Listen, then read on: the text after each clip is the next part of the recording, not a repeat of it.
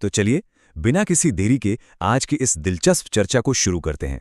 देखिए, हम सब ने अपनी जिंदगी में कभी ना कभी इस चीज का सामना किया है। हम कोई बहुत ही जरूरी काम कर रहे हैं या मान लीजिए कोई मजेदार वीडियो ही देख रहे हैं और अचानक इंटरनेट स्लो हो जाता है। वो स्क्रीन पर गोल गोल घूमने वाला बफरिंग का साइन सच में किसी का भी दिमाग खराब कर सकता है ना? स्लो इंटरनेट का ये दर्द हम सभी के लिए एकदम एक जैसा है। लेकिन आज के हमारे इस विश्लेषण में हम एक ऐसे व्यंग्यात्मक नाटक पर बात करने वाले हैं जहां इस मॉडर्न प्रॉब्लम का एक बड़ा ही अजीब और कह सकते हैं एकदम देसी जुगाड़ निकाला गया है। आज का हमारा विषय है मोबाइल बाबा और भूतिया वाईफाई का जाल। अब जरा एक पल के लिए सोचिए, क्या होगा अगर 2G इंटरनेट की दुनिया सीधा जादू टोने से टकरा जाए? सुनने में एकदम अजीब और बेतुका लग रहा है ना? लेकिन यही तो इस पूरी कहानी की असली जान है।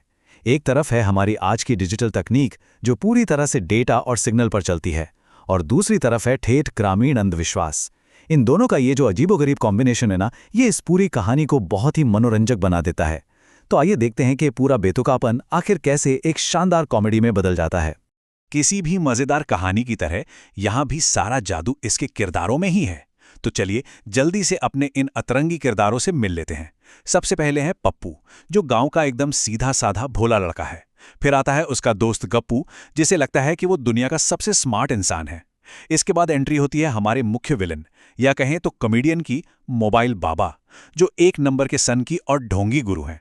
और हाँ, हर बात में टांग अड़ाने वाली हमारी चंपा चाची को तो भूल ही नहीं सकते। साथ ही एक रहस्यमयी भूतिया वाईफाई भी है। और आखिर में सब कुछ ठीक करने के लिए हैं हमारे मजेदार पुलिस वाले इंस्पेक्टर टेढ़ालाल। तो इन सबको याद रखिएगा, क्योंकि आगे का सारा हंगामा इन्हीं के इर्द गिर्द होने वाला है। तो चलिए आगे बढ़ते हैं। अंक 1, 2G का संकट और मोबाइल बाबा। कहानी की शुरुआत होती है गांव के चौक से, जहां पप्पू अपने स्लो फोन से इतना परेशान है कि झल्लाकर कहता है, भाई व्हाट्सएप खोलते खोलते तो मेरी दाढ़ी निकल आएगी। अब नया फोन लेने के पैसे तो है नहीं, तो उसका वो जो चालाक दोस्त है ना गप्पू, वो उसे एक ऐसा आइडिया देता है जिसका कोई लॉजिक ही नहीं है। और बस यही एंट्री होती है हमारे मोबाइल बाबा की। अब देखिए, ये कोई आम साधु संत नहीं है। ये गले में फूलों की नहीं, बल्कि मोबाइल चार्जर्स की माला पहनकर धुएं के बीच एकदम ड्रामेटिक तरीके से प्रकट होते हैं। जब पप्पू अपनी स्लो इंटरनेट की प्रॉब्लम लेकर उनके पास जाता है, तो बाबा उसे एक बहुत ही हास्यास्पद ज्ञान देते हैं। वो कहते हैं, बेटा मोबाइल नहीं, तुम्हारा भाग्य हैंग है। सच में अंधविश्वास और मॉडर्न टेक्नोलॉजी पर इससे करारा व्यंग और क्या ही होगा। अब गप्पू जब इस हैंग भाग्य का उपाय पूछता है, तो बाबा इंटरनेट की स्पीड बढ़ाने के लिए एक ऐसा अनुष्ठान बताते हैं जिसे सुनकर आप अपनी हंसी नहीं रोक पाएंगे। उपाय के 3 कदम हैं। पहला, ठीक आधी रात को पीपल के पेड़ के पास जाना। दूसरा, अपना मोबाइल उसी पेड़ के नीचे छोड़ देना। और तीसरा, सबसे जरूरी कदम, 21 बार ओम वाईफाई देवाय नमः का जाप करना।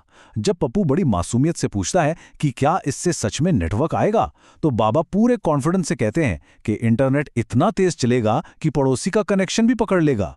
मतलब ये प्योर कॉमेडी है। और अब आता है अंक 2, आधी रात का भूत।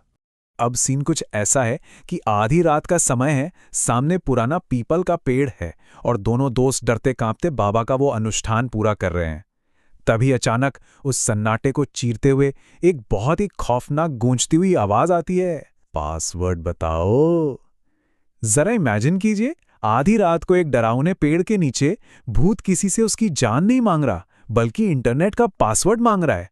ये डायलॉग किसी शानदार पंचलाइन की तरह आता है और हमारे दोनों दोस्त अम्मा रे भूत चिल्लाते हुए सीधे जमीन पर गिर पड़ते हैं।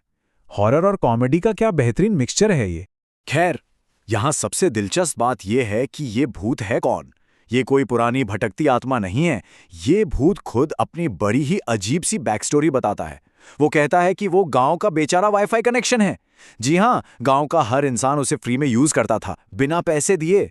उस पर इतना बोझ डाल दिया गया कि वो ओवरलोड होके बेचारा आत्मा बन गया। ये आज के इस डिजिटल युग में हमारी जो मुफ्तखोरी की आदत है ना, उस पर बहुत ही स्मार्ट तरीके से तंज कसा गया है। एक डिजिटल सिग्नल का भटकती आत्मा बन जाना इस कहानी का सबसे क्रिएटिव हिस्सा है। लेकिन इस डरावने माहौल में अचानक से एक ट्विस्ट आता है। एक तरफ हमारे पप्पू और गप्पू हैं जो उस भूतिया वाईफाई से खौफ खाए बैठे हैं, और दूसरी तरफ हैं हमारी चंपा चाची, जिनका लॉजिक एकदम अलग लेवल का है। आधी रात को लड़कों को पेड़ के नीचे देखकर जब चाची पूछती हैं और लड़कियों ने भूत के बारे में बताते हैं तो चाची तुरंत इस बात को खारिज कर देती हैं। उनका तर्क सुनिए, वो कहती हैं, अरे भूत वूत कुछ नहीं होगा, ये जरूर तुम्हारे फूफा होंगे, दिन भर पड़ोसी का नेट जो चुराते रहते हैं। चाची की ये बात कहानी को उस भूतिया दुनिया से खींचकर सीधे गांव की मजेदार सच्चाई में वापस ला पटकती है। आगे देखते हैं अंक 3, जांच पड़ताल और राउटर का राज। अब सीटी की तेज आवाज के साथ एंट्री होती है कानून के रखवाले इंस्पेक्टर टेढ़ालाल की। वो आते ही पूछते हैं कि भाई रात में ये इंटरनेट चोरी कौन कर रहा है। गप्पू जब पुलिस वाले को भूत की वो पूरी कहानी सुनाता है तो इंस्पेक्टर टेढ़ालाल तुरंत उस बकवास को सिरे से नकार देते हैं। वो सीधा ऐलान करते हैं कि यहाँ कोई भूत प्रेत नहीं है, बल्कि ये सारा खेल उस ढोंगी मोबाइल बाबा का रचा हुआ है।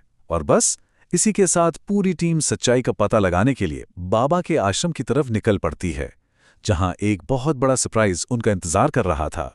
आश्रम पहुंचकर जब पुलिस बाबा से सच उगलवाने की कोशिश करती है तो बाबा अपना वो आखिरी कार्ड खेलते हैं। वो बड़ी ही मासूमियत और ड्रामेटिक अंदाज में कहते हैं, मैं निर्दोष हूं बच्चा।